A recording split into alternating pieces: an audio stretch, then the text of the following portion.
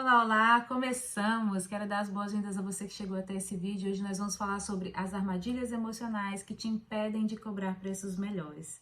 Eu não consegui pensar em outro título para essa aula e você vai entender por que eu estou falando sobre armadilhas emocionais.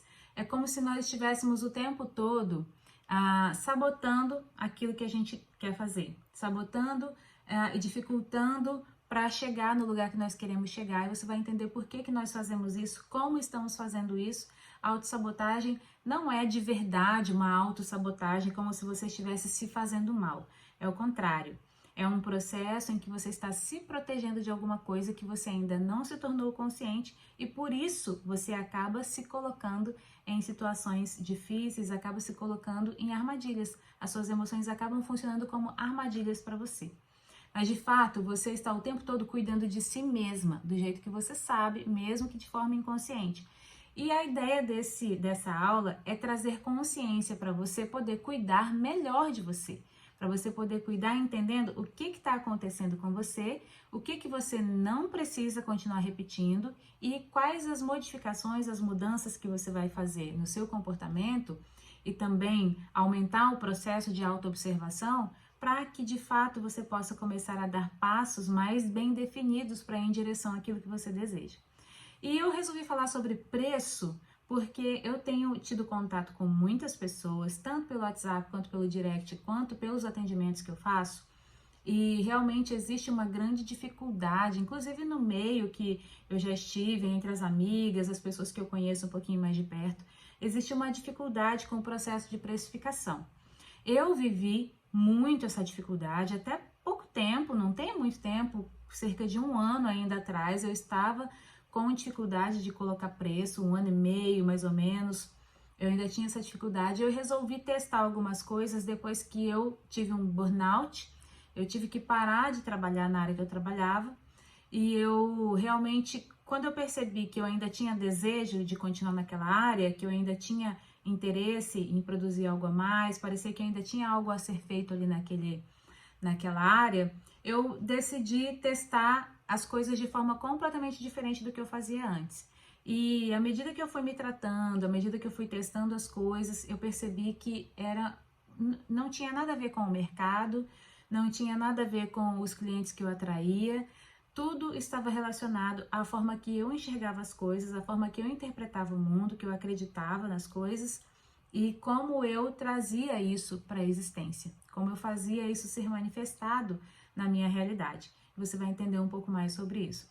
Se você ainda não me conhece, eu sou a Camila Xavier, terapeuta especialista em leitura corporal.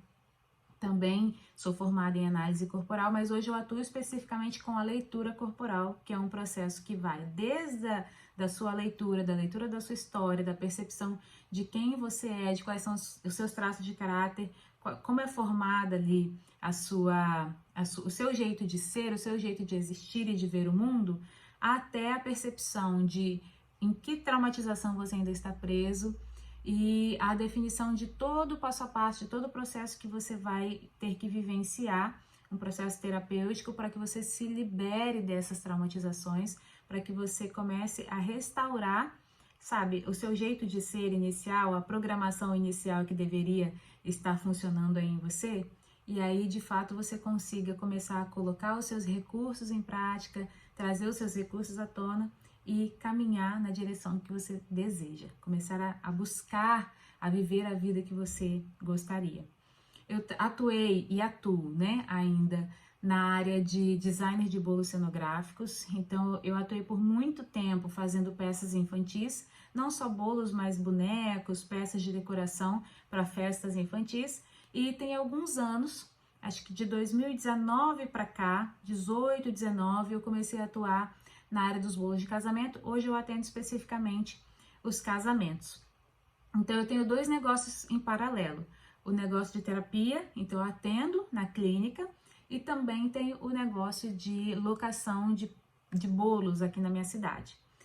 O que aconteceu comigo? Por que eu saí, por que eu fui do artesanato, dessa produção, do design, para a área de terapia? Eu sempre fui uma pessoa muito tímida, era uma dualidade que acontecia comigo.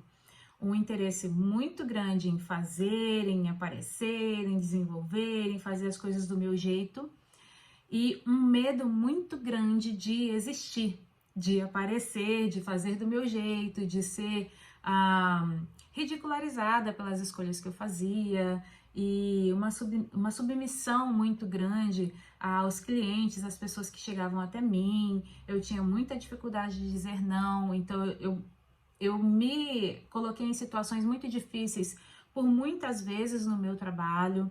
Eu passei anos trabalhando numa quantidade muito grande, com a agenda muito cheia, sempre atendendo muita coisa, muito cliente, muita coisa diferente, muitas técnicas diferentes. Então eu tinha que estar o tempo todo me desenvolvendo, aprendendo.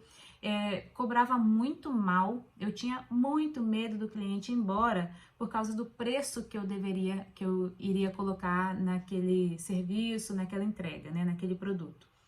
E eu já encontrei muitas pessoas que também vivem a mesma dificuldade, a dificuldade de calcular o preço correto, por causa do medo que tem do cliente ir embora, do cliente escolher outra pessoa, ou simplesmente de perceber que o cliente não vê tanto valor naquilo que você faz. Então, para evitar essa percepção, para evitar que o cliente olhe para você e fale, cara, mas não vale isso tudo não, você acaba já se antecipando, né? E aí as suas emoções estão dirigindo aquilo que você faz, você acaba se antecipando e já definindo um preço menor para garantir que o cliente vai ficar.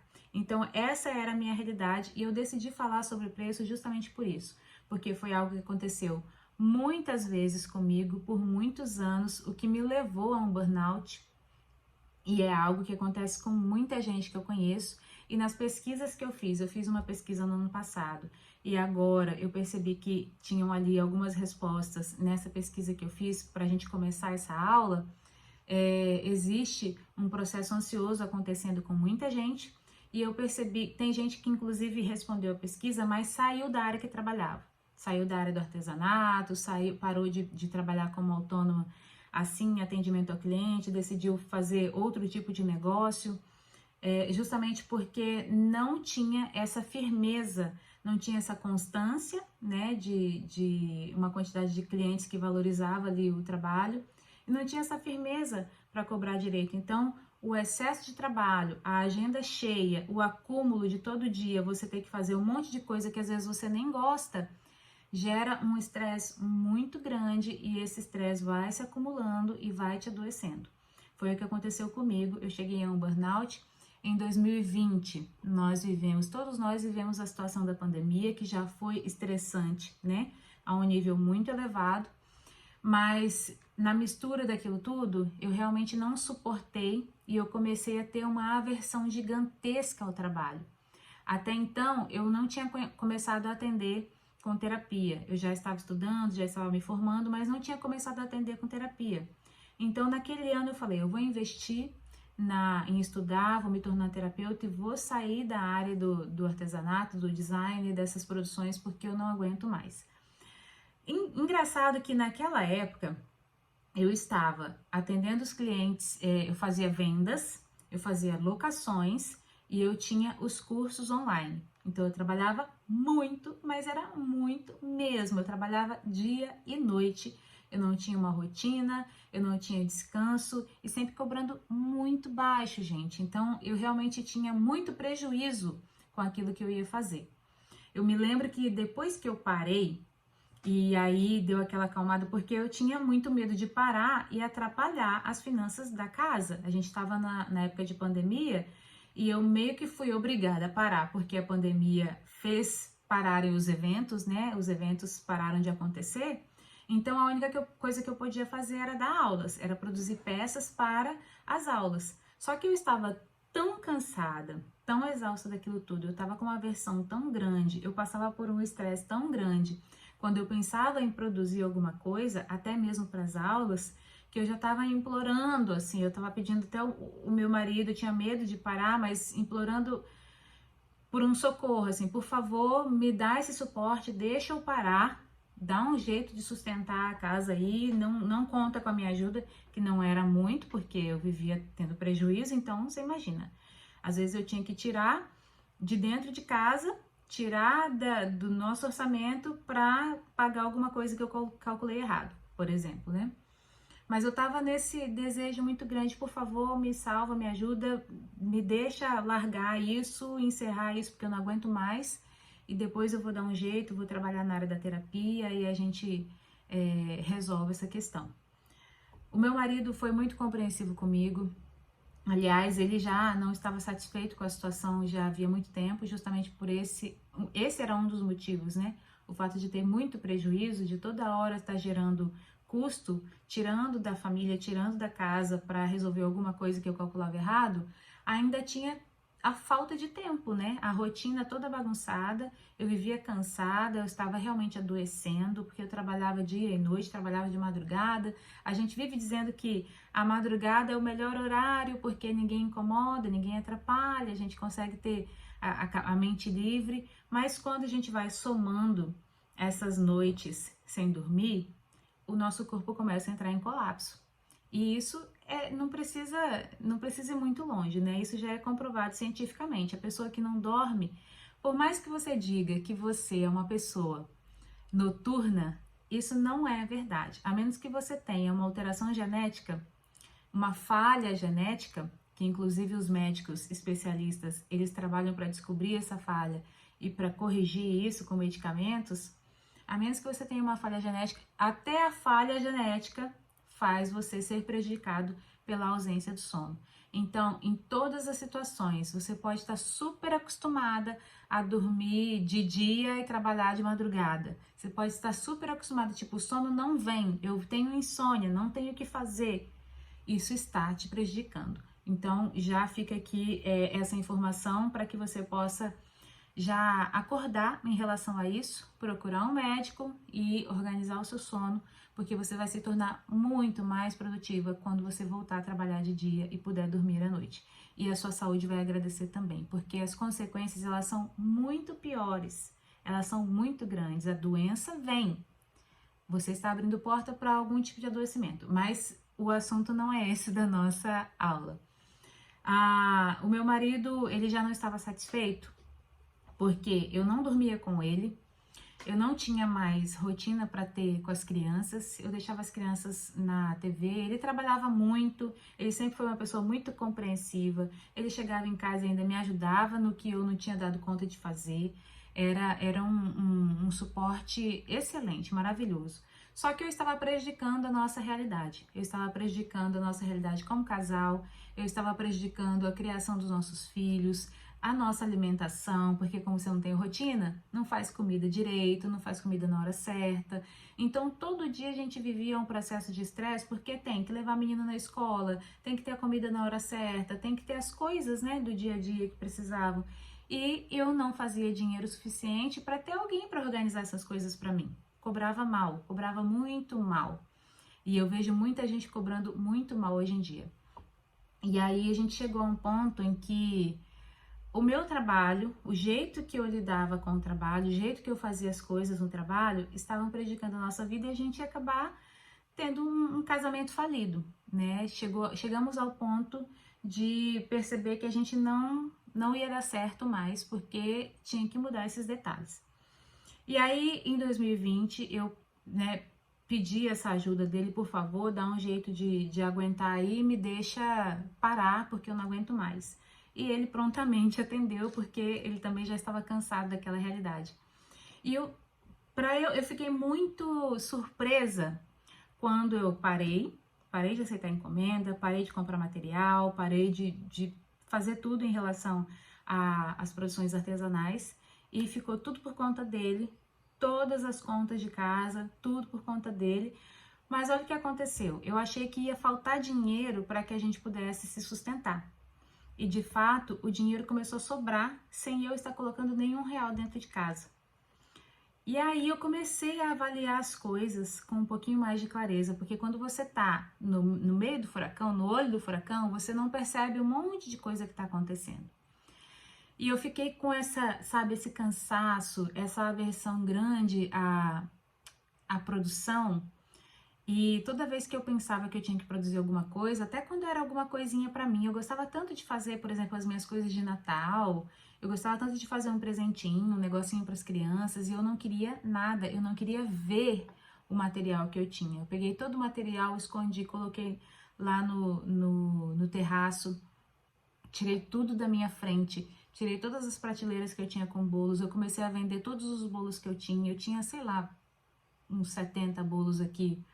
Eu tinha muito material, muito EVA, muito insumo de tudo quanto é tipo que você imaginar para produções artesanais, tinha ferramentas, e eu falei, eu não quero mais ver nada, eu tô... Gente, era uma angústia muito grande que eu sentia. Para essa história não ficar muito longa, né?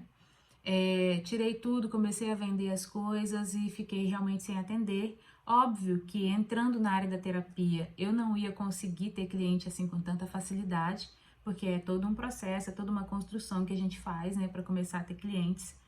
E eu fiquei ali um ano mais ou menos sem contribuir financeiramente com nada em casa, com nada de nada de nada. E não nos faltou nada. Aliás, sobrou, porque eu percebi que eu estava sendo como se fosse sabe, um buraco numa caixa d'água? Você quer encher a caixa d'água, mas tem um buraco ali e tá fazendo vazar. Aí você vai e enche todo o esforço do mundo para encher e nunca fica cheio, né? Era mais ou menos isso. Eu estava criando aquele buraco.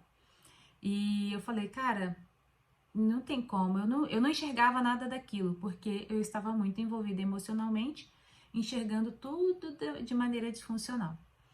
Por que eu tô te contando essa história?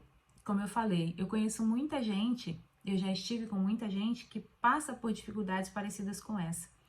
E o fato de você vivenciar uma dificuldade de calcular o preço, de revelar o preço para o seu cliente. Eu fiz a pesquisa, eu vou até olhar aqui no computador rapidinho, eu fiz a pesquisa com algumas pessoas e elas me disseram que elas têm ansiedade na hora de calcular o preço, elas têm ansiedade na hora de revelar o preço para o cliente, elas têm ansiedade quando elas não têm mais agenda e elas têm que dizer não para o cliente, então tem medo do que o cliente vai pensar sobre elas.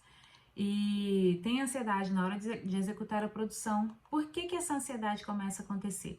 Porque lá na hora de calcular o preço, você já calculou errado, você já está calculando com medo do cliente sair, né? Do cliente ir embora.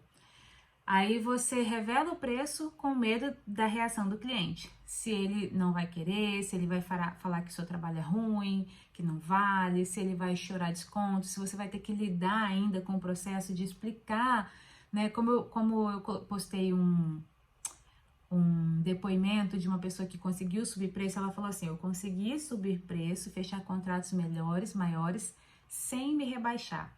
E a sensação que a gente tem quando a gente vai subir o preço e você vai revelar para o cliente é que o cliente vai começar a questionar de você, mas por que você está cobrando tanto assim? Você não cobrava tanto? Poxa, faz um desconto para mim. E aí você vai ainda ter que passar pelo desconforto de ter que se explicar, de ter que dizer por que você não vai poder baixar, de ter que falar por que você está calculando, está cobrando mais, eu tenho custo disso, eu tenho custo daquilo. Você acha que você tem que fazer um mar de explicações para o cliente e aí você acaba cobrando menos antes para evitar esse tipo de problema. O fato de você não ter agenda e ter medo de dizer para o cliente, eu não tenho mais agenda, isso gera essa ansiedade, justamente porque você sabe que você não está cobrando os preços corretos e você gostaria de ter mais espaço para aceitar mais um cliente, porque tá apertada a coisa, mesmo tendo a agenda super lotada, a coisa tá apertada financeiramente. E na hora de produzir, você também vive a ansiedade, porque você sabe que você calculou mal. E aí o que acontece? Na hora de produzir, você percebe, eu vou ter que gastar um pouco de dinheiro a mais com material, eu calculei errado, eu vou precisar de material para embalar e eu não coloquei no valor, ou então eu vou ter que comprar tal material porque esse aqui não deu certo e eu não coloquei uma margem para me dar uma segurança para eu testar outro material. E aí começa todo esse processo exaustivo, todo esse processo de ansiedade e de estresse que vai se acumulando dentro de você e vai criando toda essa bola de neve ao ponto de você achar que não dá certo mais continuar na área que você está, não dá certo mais continuar essa produção.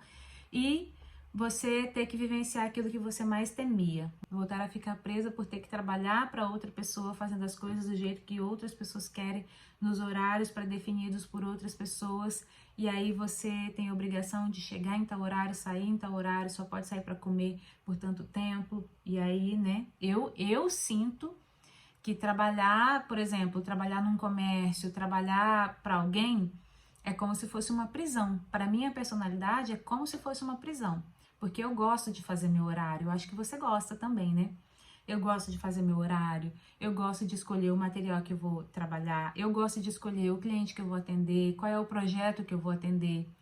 Quando o projeto não está muito do meu jeito, está muito fora das técnicas que eu consigo executar, ou que eu estou interessada em aprender, talvez, eu posso recusar, porque eu estou cobrando os preços do jeito correto, então eu não preciso pegar muita encomenda, então eu posso selecionar as encomendas que eu vou querendo, e quando a gente organiza tudo isso, é isso que acontece, você se torna cada vez mais livre para poder fazer as suas escolhas, você se torna cada vez mais livre para investir numa viagem que você quer fazer, na roupa que você quer comprar, naquilo que você quer dar para os seus filhos, numa vida melhor que você quer desenvolver para sua família. E viver esse estresse aqui, que eu falei dessas pesquisas que eu fiz, viver essa dificuldade toda só piora a clareza que você precisa desenvolver para definir preços melhores. Então você atende o primeiro cliente hoje, digamos que 3 pessoas te chamaram no WhatsApp hoje para pedir um orçamento. Você atende o primeiro cliente com essa mentalidade, com esse medo todo. Aí você calcula um preço ruim para essa pessoa. Aí vem o outro e você pensa assim, não, eu vou calcular um preço melhor. Só que aí, de novo, você já foi tomada novamente pelas suas emoções e elas te fazem de novo calcular um preço ruim, aí você coloca mais uma pessoa na agenda. Não, mas então eu vou precisar pegar mais 2, 3, mais 4, fazer mais sei lá quantas coisas por semana para que eu possa suprir aí a quantidade e aí eu vou dar meu jeito, né? Vou trabalhar de madrugada, e aí você começa a aceitar que a coisa tem que ser muito difícil, que o dinheiro só pode entrar se for de uma forma muito exaustiva, cansativa, através do sofrimento. Dinheiro não pode vir fácil, dinheiro que vem fácil sai fácil, sabe aquelas crenças, aquelas coisas que vão girando na nossa cabeça aí de informações que você nem acessa conscientemente, mas que estão aí mandando no seu jeito de fazer as coisas, é isso que vai acontecendo. Tá bom, vamos os três perfis de profissionais que têm mais dificuldade de aumentar preço, de cobrar os preços corretos, às vezes tem dificuldade de calcular o preço correto, como eu já expliquei por aqui. Eu mapeei, eu peguei ali de tudo que eu já estudei sobre personalidade, sobre as situações que acontecem emocionalmente com as pessoas, eu peguei 3 perfis de pessoas que têm mais dificuldade de cobrar os preços corretos. A que vive a síndrome da boazinha, a que vive a síndrome da salvadora e a que vive a síndrome da impostora. Vamos ver se eu vou te explicar cada um deles e você vai perceber aí se você vive um ou mais desses perfis. Eu vivia praticamente todos os 3 ao mesmo tempo e era difícil realmente saber qual deles era o mais forte em mim.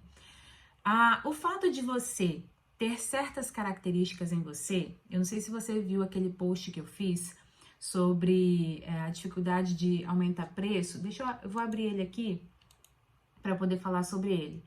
E o fato de você ser prestativa demais. Eu não sei se você viu esse post, se você se lembra dele, mas eu vou ler um pedacinho do que eu coloquei nele aqui. Uma das grandes dificuldades da gente aumentar preço é quando nós somos prestativas demais. E aí, eu vou elencar aqui os 3 perfis com você, porque elas realmente fazem com que nós tenhamos muita dificuldade de encarar o cliente de frente e assumir pra gente um porquê do preço que nós estamos querendo. A gente se coloca em segundo plano, a gente começa a agir por desejos emocionais inconscientes e a gente acaba se colocando em segundo plano, a gente esquece por que a gente está trabalhando, a gente esquece para onde a gente quer ir. É como se você dissesse a vida inteira assim, poxa, eu quero ficar rica, por exemplo. Eu quero ficar rica, mas por que eu só vivo no perrengue? Por que eu só atraio cliente ruim? Por que sei lá, as pessoas não valorizam o meu trabalho? Eu quero ficar rica, mas eu não vejo um caminho para eu poder ficar rica, porque realmente eu não vou achar ninguém que pague mais pelo meu trabalho. E aí o fato é que você já saiu da clareza da situação. Porque se você conseguisse pensar assim, eu quero ficar rica e eu vou fazer tudo que for necessário para ficar rica, você sairia de uma coisa que a gente chama de ganho secundário. Existe um negócio que acontece no nosso emocional e a gente não percebe, que a gente diz que quer uma coisa, mas a gente faz diferente daquilo que a gente quer, porque na verdade o que está claro, o que está consciente pra gente que nós desejamos, não é o nosso desejo principal, não é o nosso desejo oficial. A gente chama de ganho secundário porque é um ganho que acontece que ele não está consciente, então ele está em segundo plano, mas na verdade ele é o ganho principal, que é aquilo que está te movendo, que está te fazendo continuar fazendo as coisas do jeito que você faz para se manter ganhando aquela coisa. Eu vou explicar isso melhor. Deixa eu abrir aqui, não consegue subir o preço. Ó, calcular preço pode ser um dos pontos que mais te gera ansiedade se você é uma empreendedora que trabalha com projetos criativos. Você trabalha de forma autônoma, então você tem que definir aí o preço que você vai cobrar. Não existe uma tabela que diz assim, vai ser X, não é preço tabelado, né? Então, cada entrega é um cálculo diferente que você precisa fazer. E uma das questões emocionais que estão por trás disso é o fato de você ser muito prestativa. E quando é que você acaba sendo muito prestativa? Ser prestativa é uma característica excelente nas pessoas. Nós precisamos mesmo desenvolver o nosso lado prestativo porque é excelente. Só que isso se torna uma armadilha para você, uma armadilha emocional quando você é prestativa pelo motivo errado. Quando nós desenvolvemos uma marca, você pode observar as marcas de quem você compra. Sejam marcas pessoais ou marcas organizacionais, né? Existem marcas que te levam a sentir um pouco mais de cuidado. Existem marcas que te levam a sentir um pouco mais daquela criatividade, daquela liberdade criativa. Existem marcas que te levam a sentir um pouco mais de diversão, de alegria. Existem marcas que te levam a sentir um pouco mais de sofisticação, de exclusividade, de poder. Cada marca desenvolve uma sensação, um grupo de emoções, de sentimentos que ele quer despertar em você. Quando você é uma marca pessoal, quando você trabalha de forma autônoma, você também tem que desenvolver as emoções e as sensações que você quer despertar no cliente. E aí, se você quer despertar no cliente a sensação de que ele vai ser uma pessoa muito bem cuidada por você, uma pessoa que não vai precisar se preocupar com certos detalhes porque você vai cuidar de certos detalhes para esse cliente, ok, essa é uma característica excelente que você deve trazer da sua personalidade para a prestação de serviço, para a entrega que você faz com o seu trabalho. Agora, quando você usa essa prestatividade com um desejo secundário, com um desejo inconsciente, aí você começa a meter os pés pelas mãos, porque você acaba dando para o cliente aquilo que ele não está buscando em você, aquilo que a sua marca não oferece de verdade, e você faz isso pelo medo de perder a pessoa. Qual é o desejo secundário de uma pessoa que é prestativa demais, que é a profissional boazinha, que é aquela profissional que vive a síndrome da boazinha e tá o tempo todo ali servindo o cliente em excesso, atuando como se ela fosse amiguinha do cliente, então ela não coloca limites, ela não define os termos de como essa negociação, de como esse processo comercial vai acontecer. O desejo dela é de ser bem aceita, é de encontrar amigos, é de ser bem acolhida e de dar esse acolhimento para as pessoas. Ela tem medo de ficar sozinha, ela tem medo de perceber que ela foi rejeitada por alguém, e rejeitada no sentido de ser abandonada, que ela foi excluída de um grupo, ela tem medo de perceber que ela fez alguém se sentir excluído da presença dela. Por isso que existe esse medo, um dos motivos do medo de dizer para o cliente que você não tem mais agenda para atendê-lo é, secundariamente, o medo de fazer o cliente se sentir excluído, rejeitado, sentir que você não deu valor para ele. Como você está buscando esse senso de valor, e esse senso de valor vem ancorado no senso de pertencimento, você acaba agindo inconscientemente, achando que todo mundo está querendo se sentir pertencente a um grupo, querendo se sentir bem recebido, bem aceito, por causa desse vazio emocional. E aí você mete os pés pelas mãos. Então, você primeiro tem que resolver isso dentro de você. Você tem que primeiro entender da onde vem, por que eu sinto tanta vontade de ser bem recebida, de ser bem acolhida, de ser bem vista, de ser apreciada, enfim, fazer parte de um grupo. Por que eu sinto tanto essa necessidade? Como é que eu resolvo isso emocionalmente antes de trazer essa informação para a minha marca do jeito certo?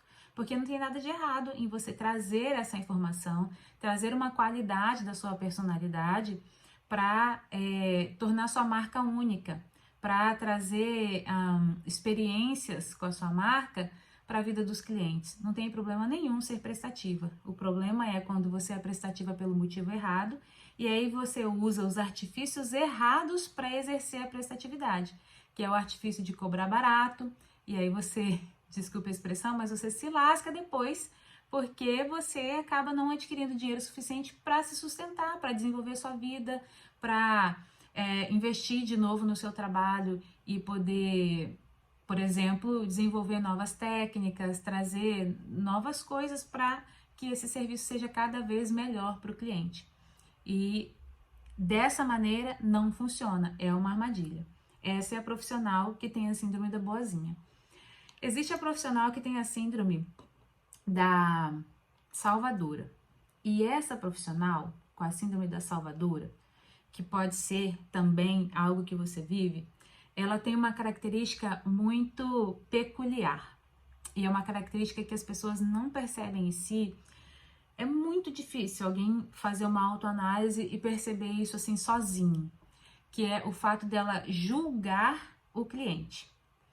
Quando a pessoa que tem a síndrome da salvadora, ela está exercendo ali as suas características, que é uma característica de prestatividade também, é uma característica de cuidar das coisas para o cliente também, só que ela tem uma emoção de fundo, que é uma coisa que vai trazer um prejuízo muito grande para ela, que é a sensação de que as pessoas não têm capacidade de pagar o preço que ela quer cobrar. E isso faz ela parecer, lá no fundo, ela se sentir um pouco mais forte, um pouco mais valiosa que a pessoa. Como ela tem medo de ser... É uma espécie de humilhação que ela vai viver se ela colocar um preço e o cliente a recusar.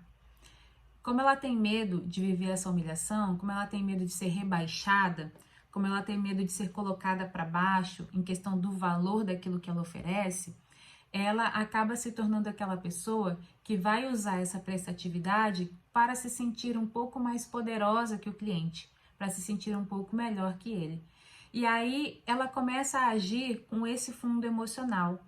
E ela começa, é claro, né, se comportar de uma forma que as pessoas percebam que ela vai ajudar, vai salvar, vai ceder aquilo que ela está pedindo. As pessoas, elas acabam pedindo muito desconto para esse tipo de profissional e as pessoas acabam pedindo coisas além do que foi combinado. E quando essa profissional ela se porta como essa salvadora, ela se porta sem perceber. Você provavelmente vive essa característica sem perceber. Você se coloca como uma pessoa que vai resolver, que é forte, que consegue. Então o cliente pode contar com você. Mas você não usa essa força, essa firmeza para falar assim, tá, eu resolvo isso a mais para você. Só que vai custar tanto. Não tem como eu pegar essa carga para mim, essa responsabilidade para mim. Normalmente a salvadora acaba pegando a carga para ela. É como se ela fosse uma heroína. E aí é como se ela se preenchesse pelo reconhecimento que as pessoas dão, pela qualidade do que ela oferece, pela força que ela tem, pela agilidade, por fazer as coisas de última hora, por dar conta da coisa no meio da pressão. E ela tá ali julgando o tempo todo que a pessoa não tem condição de fazer como ela, de pagar aquilo que ela tem a oferecer, ela meio que alimenta um pensamento ali, é inconsciente, mas ele está acontecendo. Ela alimenta esse pensamento de, tá vendo, olha, vale a pena porque você deu conta, você é forte, você não fracassa, aquilo que você faz é bom, né? E aí você acaba se alimentando com isso, esse desejo secundário, esse desejo inconsciente de receber reconhecimento por aquilo que você faz, e aí você vai contando essa historinha de que você está recebendo reconhecimento. Ah, o cliente está preferindo eu, porque sabe que eu resolvo, sabe que eu consigo, então ele está reconhecendo o meu trabalho. Só que o reconhecimento que você deveria buscar, que você deveria realmente colocar em prática no seu trabalho, é o reconhecimento através do pagamento. A pessoa que tira do bolso dinheiro para pagar o preço que você disse que ele vale, ela está reconhecendo que você vale aquele preço, e aí você tem medo dele dizer que você não vale aquele preço. Ela está reconhecendo que o que você entrega vale aquele preço, e você tem medo de que seus frutos, de que aquilo que você produz seja medíocre. Você tem medo que os seus frutos sejam rebaixados. Então você se antecipa, deixa que eu carrego esse problema, deixa que eu pego esse peso, eu vou absorver esse problema, sabe aquilo que eu fazia? Eu não vou cobrar do cliente, mas eu vou pegar ali com meu marido um valor para comprar um material que eu não calculei que eu vou precisar comprar.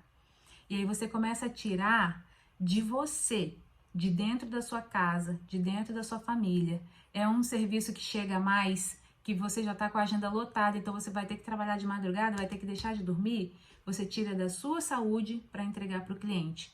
É um serviço que precisa ser feito no fim de semana e você programou uma saída com a sua família, você tira do tempo da sua família, do tempo dos seus filhos para entregar para o cliente. Então é como se você sozinha estivesse pagando o preço para suprir, para sustentar a necessidade de outra pessoa, mas na verdade você está fazendo todo mundo que convive com você pagar esse preço junto com você, pagar por você.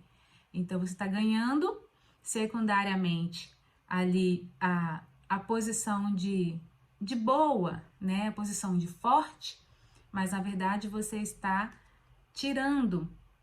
É como se a gente fosse uma árvore, e a árvore ela foi feita para dar frutos.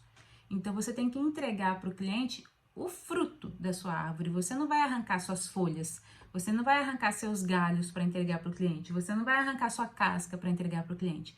Tudo isso tem que estar bem nutrido, inclusive. Então você não vai tirar lá do adubo que você precisa comer para se alimentar, para se tornar uma árvore forte, bem frutífera, para entregar para o cliente. Você não vai tirar dos seus nutrientes, você não vai tirar de si para entregar para ele.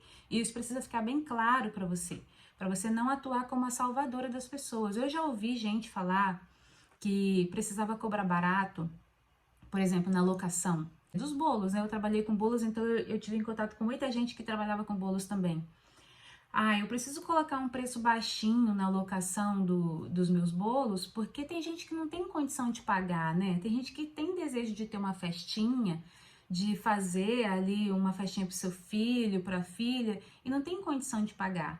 Mas aí é você quem vai pagar isso para a pessoa, você então vai agir sempre como uma filantropa, atendendo e realizando os sonhos de todo mundo. E os seus sonhos? E os sonhos dos seus filhos? Quem é que vai realizar? Porque o trabalho ele serve para isso, né? A dignidade do trabalho é essa, é você saber que você presta um bom trabalho, um bom serviço, e você está entregando algo que a pessoa deseja, a pessoa quer, e ela saber que ela está buscando algo que ela deseja, que ela quer, há um preço para ela também, e ela te entregar esse preço. É uma troca que precisa acontecer de forma justa e equilibrada. Não pode ser você sofrer mais, você carregar mais responsabilidade, mais peso, mais obrigações para que outra pessoa seja feliz. Se for para que outra pessoa seja feliz, que sejam os seus filhos, né? Que seja o seu marido, que seja a relação que você tem com as pessoas em casa, que seja você tirando um tempo para você, descansando, sabendo que você está atendendo clientes que estão pagando bem pelo seu trabalho, e você pode trabalhar uma quantidade de horas menor, pode atender uma quantidade menor de clientes e ter um tempo para você dormir um pouquinho a mais, para você poder ir assistir um filme, para você poder encontrar as amigas que você nunca mais conseguiu encontrar para ver, visitar a sua família, sair, viajar, que seja dessa maneira. Esse é o perfil da salvadora. E existe o terceiro perfil, que é o perfil da síndrome da impostora, a pessoa que vive a síndrome da impostora. Normalmente acontece, não tem uma época exata para acontecer, mas eu percebi na pesquisa que eu fiz que algumas pessoas que estão entrando, por exemplo, estão começando a desenvolver o trabalho, estão saindo lá do CLT e desenvolvendo o negócio próprio, elas passam muito por essa sensação, e aí elas já começam um negócio com dificuldade de definir o preço, porque na síndrome da impostora existe aquela sensação de que eu tô querendo fazer um negócio, eu sei, mas não tenho tanta certeza assim se eu sou tão boa como eu gostaria, se a qualidade do que eu tô fazendo tá tão boa assim, e aí a gente começa a perceber até um certo perfeccionismo. Em muitos casos a pessoa é muito boa sim, ela faz um bom trabalho sim, só que ela tem medo das pessoas dizerem que o trabalho dela não é tão bom assim, né? Dela ser desmascarada. Quando eu trabalhei usando EVA, eu trabalhei com muita gente que usava EVA. EVA é aquele emborrachado que a gente consegue fazer várias modelagens com ele. Ele é um material que você encontra na papelaria. Então, qualquer pessoa que sair aqui na rua hoje e for numa papelaria, ela encontra EVA. E ela, se ela tiver ali um talentozinho para o manejo do material, ela consegue fazer alguma coisa. Não é um material difícil de ser trabalhado, mas a gente vê profissionais que fazem coisas extraordinárias com o material. Um material simples que pode botar na mão de qualquer um, pode botar na mão de criança, e criança vai conseguir fazer alguma coisa. Por ser um material que custa um valor baixo, e quando a gente faz o cálculo real da coisa, a gente vê que não custa tão baixinho assim, não custa tão pouco assim. Porque se você for somar o jeito que você precisa fazer para que você possa de fato dar uma cara boa para o material, você vê que existe todo um trabalho, todo um custo além daquela folhinha de EVA. Mas aí fica na cabeça, paguei pouquinho pelo EVA, então é injusto que eu cobre, que eu faça uma coisa aqui bonita e tal, que pareceu que foi fácil para mim, e eu cobre um preço grande do cliente. Isso é como se eu estivesse enganando a pessoa. E aí você começa a reduzir o valor daquilo que você faz, porque aquilo foi fácil para você. Sabe aquela cultura? Aí essa cultura ela entra nos outros dois perfis também. A cultura de que tem que ser difícil para valer, que se você conseguiu o dinheiro de forma fácil, tá errado, de que aquilo que entra fácil vai fácil, de que quanto mais alto você for, maior o tombo. Você vive com essa crença na cabeça, peraí, mas foi tão fácil para mim, né? É um negócio tão rápido. Eu vejo acontecer isso também, por exemplo, com quem é designer gráfico. A pessoa já tem a curiosidade, ela já tem a facilidade, a percepção, ou quem faz cabelo, ou quem faz unha. Normalmente quem entra nessas áreas é uma pessoa que tem um talento natural para aquilo. É uma pessoa que já percebeu, já entendeu rápido como é que funciona a transformação, a questão química no cabelo. A pessoa que já entendeu a intensidade que precisa usar ali o alicate para não cortar a unha da pessoa, em que ângulo tem que cortar, como é que tem que fazer. A pessoa ela já tem uma percepção natural para o funcionamento daquilo, e ela acredita que por ser fácil e natural para ela, é errado cobrar um preço justo, cobrar um preço maior. Na sua cabeça é chamado de preço caro, e você começa a achar que você está enganando o cliente, que não vale tanto assim, que se o cliente perceber que foi fácil para você, você vai ser desmascarada. E entra aí a síndrome da impostura justamente por isso. É tipo assim, eu tô me revelando aqui, eu tô revelando um preço, eu tô entregando um trabalho que foi fácil, foi rápido para mim, né? Aí você começa a esquecer, inclusive, toda a dificuldade que você teve antes para descobrir como fazer, para desenvolver o projeto, para testar o material, para descobrir a técnica, porque tudo isso faz parte do natural para você, mesmo que demore dias para você descobrir a técnica. Na sua cabeça, tipo, eu descobri a técnica, né? Foi fácil para mim, eu não precisei pagar um curso para eu poder descobrir essa técnica. Os autodidatas têm muita dificuldade de cobrar preços corretos porque acreditam que eu descobri sozinho, eu aprendi, eu desenvolvi, rapidamente me veio na cabeça a ideia de como fazer aquilo e é errado eu cobrar caro do cliente por causa disso. A síndrome da impostora, ela acontece com quem é muito perfeccionista também. Então você faz uma peça, às vezes você não tem essa questão tipo, foi fácil, eu não vou cobrar caro. Entra em outra nuance da situação. Você fez ali, se dedicou, foi difícil, você idealizou um negócio assim muito perfeito, muito maravilhoso, na sua cabeça tinha que ser aquilo, e aí você vai fazendo, vai percebendo, vai conseguindo chegar naquele resultado, só que a sua visão é tão perfeccionista, que um pontinho, um amassadinho, um gruminho em algum lugar, uma tonalidade da cor não ficou tão parecida, um detalhe ou outro que a maioria das pessoas vai ignorar, a maioria das pessoas não vai nem ver, não vai ignorar, não vai nem perceber, você está enxergando exatamente aquele detalhe. E aquele detalhe te faz entender que você não entregou tudo que você gostaria.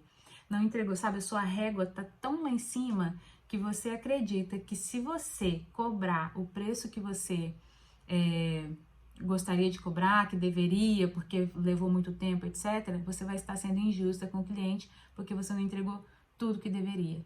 E isso, às vezes, o primeiro preço você cobra correto.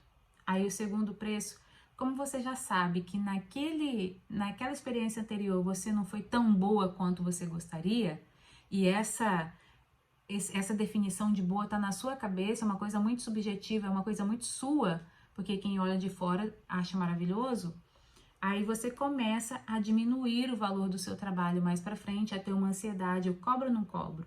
Eu calculo isso ou não calculo? Será que eu vou conseguir chegar a esse resultado? Será que eu vou conseguir mesmo fazer do jeito que eu imaginei? Será que eu vou conseguir mesmo fazer do jeito que o cliente está imaginando? Será que eu vou conseguir fazer do jeito que eu imagino que o cliente está imaginando? Será que o cliente vai ficar feliz? Enfim, né? É todo um perfeccionismo que acontece dentro da gente porque você tem o medo inconsciente de errar. Você não quer ser percebida como alguém que erra, como alguém que falha, como alguém que não tem tudo sob controle, como alguém que não tem a melhor qualidade. Você quer ser a primeira na cabeça do seu cliente, mas é o primeiro lugar que é um lugar que nem você consegue se colocar, nem você consegue chegar. E aí você fica buscando no próximo cliente, no próximo trabalho, no próximo cliente, no próximo trabalho, quando é que você vai conseguir subir nessa posição, nesse pódio do primeiro lugar, e ele nunca vai chegar, porque você não aceita a qualidade daquilo que você faz. Você não se percebe com a qualidade, porque toda hora você está aumentando a sua régua, aí você chegou, mas não fica feliz, você não fica satisfeita com aquilo que você fez, porque você está aumentando a sua régua o tempo todo.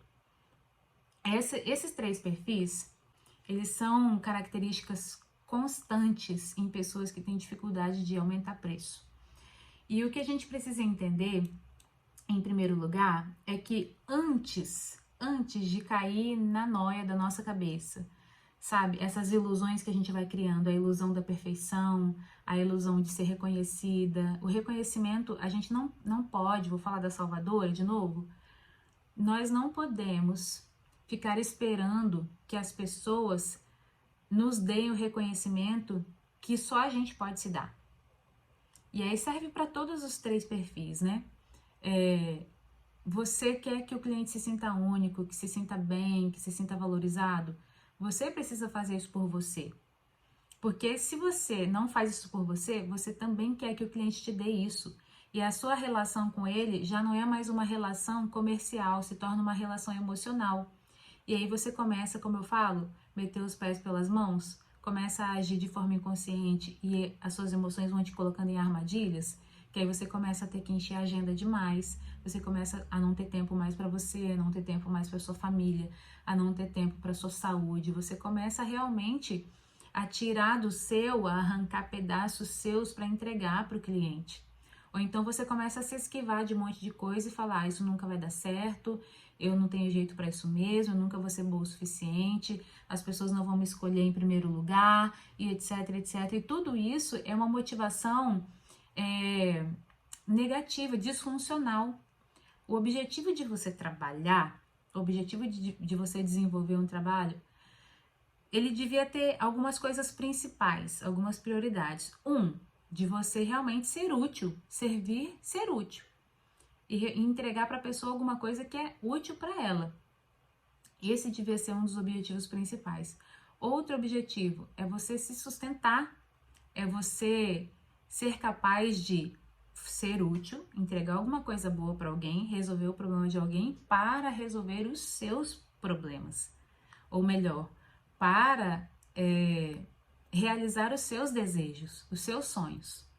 Outro objetivo que deveria ser principal, você sustentar sua família, você fornecer roupa de qualidade para os seus filhos, você fornecer atendimento médico para os seus filhos, para você fornecer uma boa casa, você fornecer uma boa rotina no seu dia a dia, você construir memórias com eles, você desenvolver, sabe, coisas boas na infância deles para que eles tenham uma formação emocional e psicológica boa para serem pessoas saudáveis no futuro, adultos saudáveis. Você ter uma boa relação com seu marido. O seu trabalho devia proporcionar a facilidade do relacionamento entre você e seu marido, porque dinheiro dentro de casa é um dos grandes motivos de briga, de discussão, de desentendimento entre casais. Inclusive, você pode pesquisar, olhar nas estatísticas que um dos grandes motivos de separação entre casais é a questão financeira. Então, quando você é desorganizado financeiramente, quando você tem todas essas questões emocionais que te impedem, inclusive, de cobrar o preço certo pelo seu trabalho, não precisa nem aumentar o preço, era cobrar o preço certo para que vale a pena você ficar na profissão. Quando você vive esse tipo de coisa, você começa a trazer uma bola de neve de vários outros problemas. Não é interessante que você continue deixando que esses desejos inconscientes emocionais secundários dirijam como primeiro lugar a motivação para você fazer o seu trabalho. Você quer ser muito bem vista, quer ser escolhida, quer ser a primeira, mas esse motivo ele não deveria ser o principal. É claro que a gente tem que desenvolver o nosso trabalho para ser colocado sempre num patamar melhor e mais alto, que assim você garante mais cliente. Você garante um aumento de desejo pelo seu trabalho. E quanto mais gente querendo o seu trabalho, mais caro você pode cobrar. Menos coisas você pode fazer. Mais você pode escolher o tipo, a técnica que você quer executar, o tipo de trabalho, o estilo do trabalho que você quer atender. E, enfim, quando nós temos os motivos secundários, motivos que não são conscientes e que são disfuncionais, porque a gente acredita em um monte de coisinha que, né, que acaba levando a gente para outros lugares que não é para onde a gente quer, a gente acaba metendo os pés pelas mãos e caindo nas armadilhas do nosso emocional. O jeito que você pensa sobre dinheiro, o jeito que você pensa sobre como são vistas as pessoas que têm dinheiro, isso faz gerar em você um desejo secundário. Porque, por exemplo, ó, uma pessoa que é do estilo salvadora, do estilo boazinha, se ela bate o pé e fala para o cliente, vai ser X, e o cliente às vezes vai querer perguntar, ou até do tipo impostora, né? Vai querer perguntar, mas por que tem esse preço? Você sempre cobrou tanto. Automaticamente, na cabeça dela, a pessoa que acredita que é errado ter dinheiro, que pessoas que têm dinheiro são gananciosas, são ruins, que fazem mal para os pobres e etc. E aí a gente pode vir com uma aula para falar só sobre as crenças sobre dinheiro. Automaticamente ela vai associar isso a ela. E eu não quero parecer uma pessoa gananciosa. Eu não quero ser vista como ruim, como quem só pensa em dinheiro, como quem ama dinheiro. Inclusive, a gente acredita que o amor ao dinheiro, e existe sim na Bíblia essa palavra, que o amor ao dinheiro é a raiz de todos os males, né? Agora, como é que você organiza isso? Tem que ter uma psicoeducação aí acontecendo.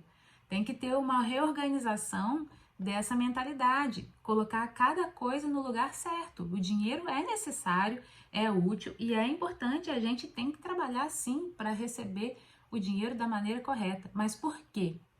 Por quê? Você tem que ter um porquê para o seu preço. Por que para mim?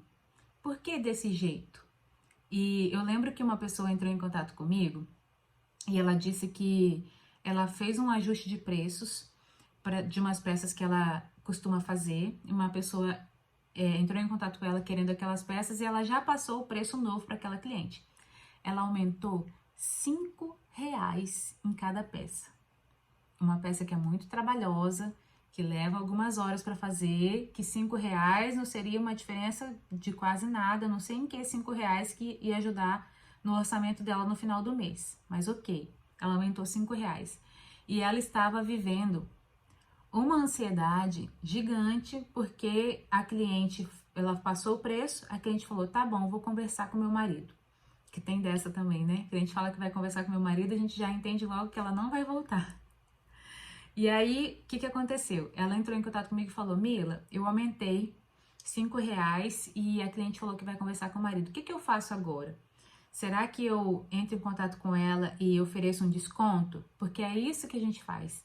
A gente já fica com medo, ai, não vai vir, não sei o que, foi o preço, eu não valho, tá errado, eu tô colocando esse preço, mas meu trabalho nem é tão bom assim, e não sei o que.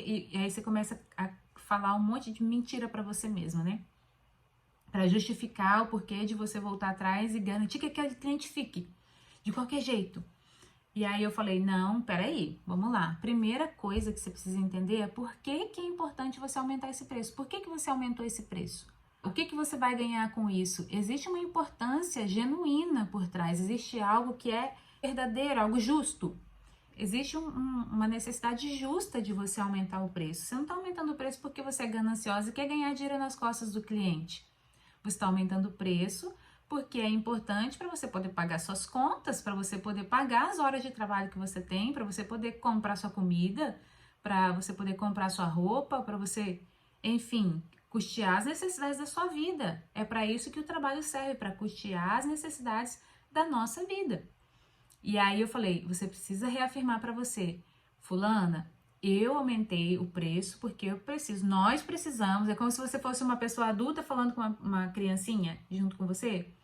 Nós precisamos desse preço ser mais alto, inclusive deveria ter sido até mais, porque a gente tem conta para pagar, a gente tem que se sustentar. Quem é que vai pagar? Se você cobrar mais barato, gente, quem é que vai pagar? Eu falei durante essa aula sobre a questão de que você acaba tirando de alguém.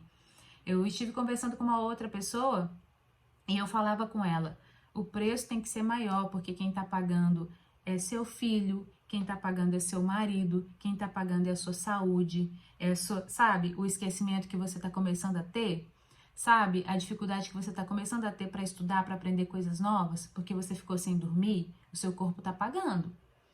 Sabe, enfim, a diabetes que apareceu, é o seu corpo que está pagando. Sabe, a pressão alta que está começando a aparecer, o seu corpo está pagando para o cliente ter aquilo. E muitas vezes, gente, você julga o cliente, julga pela aparência, pelo jeito da pessoa falar e etc. Que o cliente não vai ter condição de pagar e ele vai desistir da compra. E muitas vezes aquele cliente está fazendo tantas outras coisas com o dinheiro dele, tantas outras coisas, está tendo várias experiências que você não teria nunca. Fazendo viagens. Eu trouxe toda essa experiência para vocês, para você entender que existe uma importância gigantesca, ela é muito maior do que talvez você consiga perceber agora, de que você tem que definir preços corretos por você. Você precisa se dar o apoio, se dar a definição, definir o seu porquê de você levar o seu negócio daqui para frente da forma correta, de forma consciente. Quanto mais você se deixa levar pelos desejos inconscientes, mais, eu vou dar esse nome, mais de forma imatura, infantil, você leva o seu trabalho. Porque trabalho é coisa de adulto, é coisa de gente grande. E trabalho, ele tem que gerar lucro, trabalho ele tem que se pagar, trabalho ele tem que sustentar sua casa, ele tem que realizar seus sonhos, ele tem que realizar seus desejos, ele tem que facilitar a sua vida, não dificultar a sua vida. Você decidiu trabalhar por conta própria, você decidiu fazer o seu dinheiro à sua maneira.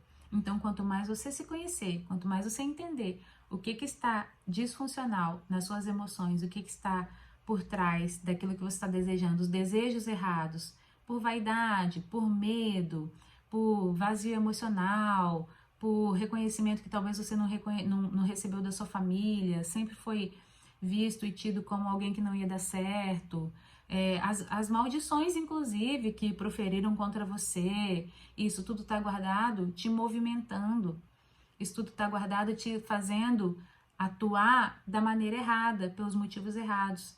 E o meu objetivo com você é trazer essa clareza para você, para que você possa hoje mesmo, a partir de hoje, o próximo cliente que vier, você já definir preços maiores, porque você sabe a qualidade daquilo que você oferece.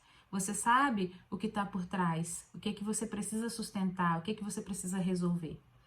E o que eu tenho para te oferecer é o seguinte: daqui uns dias eu vou começar a abrir vagas para uma mentoria que eu quero fazer com profissionais autônomas, para a gente entender como precificar melhor para sua área. Então eu vou estudar com você a sua área, vai ser uma mentoria individual e com algumas aulas em grupo, alguns encontros em grupo. E eu quero entender a sua área para a gente precificar direito, mas eu quero entender quem é você.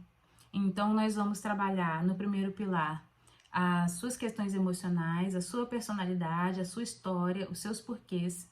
E a gente vai entender o que é que tá aí programado que te faz dar errado, que te faz ficar travada, que te faz achar que tem baixa qualidade, que te faz achar que não vale tanto, que te faz ter esse desejo emocional para ter as pessoas por perto, então o dinheiro acaba ficando em secundário, que te faz achar que dinheiro é errado. E a gente vai compreender todas essas coisas. Nós vamos tratar essas coisas e aí sim a gente vai passar a fazer o cálculo dos seus projetos. A gente vai ter ali uma definição, uma orientação em relação a preços, a precificação. E aí você vai ter ali todo um panorama daquilo que você precisa realmente produzir e calcular e aceitar a quantidade de encomendas, de trabalhos que você precisa aceitar no seu trabalho, para que você tenha uma vida tranquila, para que você não fique se sobrecarregando e se matando para conseguir atender todo mundo. E a gente vai trabalhar os seus porquês para colocar em prática, para que você estabeleça isso de fato. E aí, a partir daí, você comece a ter uma base para que você possa começar a dar os novos passos no seu trabalho, os passos de crescimento, os passos em que você começa a fazer os seus investimentos, em que você começa a estudar novas coisas, a praticar novas técnicas, a descobrir novas coisas, ou quem sabe investir mais no seu tempo mesmo, na sua qualidade de vida, no médico que você precisa ir atrás, nas mudanças de rotina que você quer fazer. A gente vai trabalhar essas questões nessa mentoria. Muito obrigada por ter ficado até aqui. Se você tem alguma dúvida, você pode deixar aqui e a gente vai conversando a partir daí. Um grande abraço para você e eu espero que você consiga se livrar desses desejos inconscientes que te faz achar que você é uma impostora, que não tem tanta qualidade, que te faz sentir que você precisa se sentir melhor que o cliente, maior, mais forte, ou que você tenha que acolher todo mundo para se sentir acolhida. Grande abraço para você.